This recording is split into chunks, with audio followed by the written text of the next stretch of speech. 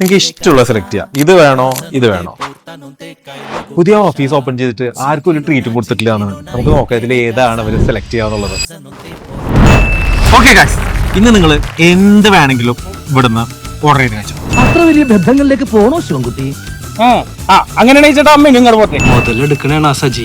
ചായ മതി നിങ്ങൾക്ക്. എനിക്കൊരു ഗ്രിൽ ചിക്കനും ഒരു മക്കീനെ. എനിക്ക് ഇവിടുത്തെ മഹാരമതി. ഞാനൊരു അവൽ മിൽക്ക് പറയാം. ഞാൻ വളരെ കുറച്ചേ കഴിക്കാറില്ലേ. അശോക ബിരിയാണി കിട്ടോടാ ഈ സമയത്ത്? ചായ കുറച്ച് കടുപ്പം കുറവുണ്ടോ എന്നുള്ള ഡൗട്ട്.